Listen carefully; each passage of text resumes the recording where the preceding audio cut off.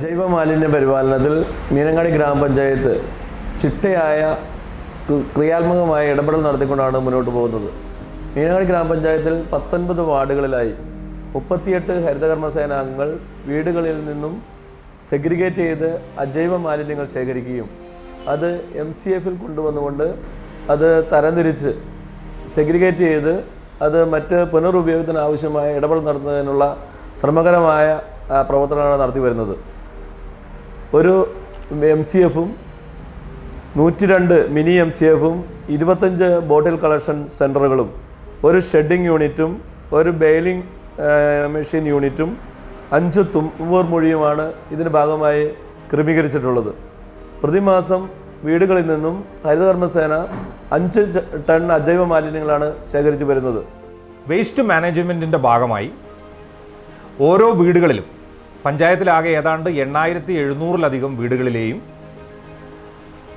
180 ടണ്ണോളം മാലിന്യങ്ങളാണ് ഹരിതം സുന്ദരം എന്ന് പേരിട്ട ആ ഒരു വലിയ ജനകീയ ഡ്രൈവിൻ്റെ ഭാഗമായി സംഭരിക്കാനും അത് ശാസ്ത്രീയമായി സംസ്കരിച്ച് നിർമ്മാർജ്ജനം നടത്താനും തുടർന്നിങ്ങോട്ട് ഹരിതകർമ്മസേനയുടെ നേതൃത്വത്തിൽ വാതിൽപ്പടി സേവനം കാര്യക്ഷമമായി നടപ്പിലാക്കി പഞ്ചായത്തിൻ്റെ MCFൽ ഇത്തരം മാലിന്യങ്ങൾ സംസ്കരിച്ച് ഷ്രെഡ് ചെയ്യേണ്ടവ ഷ്രെഡ് ചെയ്യുകയും അതോടൊപ്പം ബെയിൽ ചെയ്ത് കയറ്റി അയക്കേണ്ടവ അത്തരത്തിലും അങ്ങനെ ശാസ്ത്രീയമായ ഒരു മാലിന്യ നിർമ്മാർജ്ജന രീതിക്ക് മീനങ്ങാടിയിൽ തുടക്കം കുറിക്കാനും നടപ്പിലാക്കാനും നമുക്ക് സാധിച്ചു.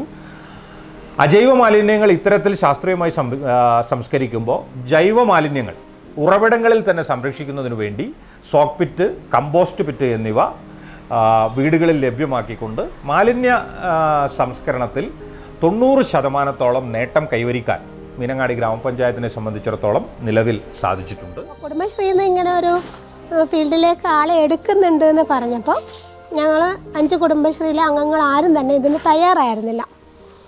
അപ്പോൾ ഇതിനെക്കുറിച്ച് ഇങ്ങനെ പറഞ്ഞു വന്നപ്പം എൻ്റെ മനസ്സിൽ തോന്നിയ ഒരു കാര്യം ഇതാണ്: നമ്മൾ എത്രയോ കത്തിക്കുന്നു, വലിച്ചെറിയുന്നു, അതൊക്കെ നമുക്ക് ദോഷമാണെന്ന് നമ്മൾ പഠിക്കുന്നുണ്ട്.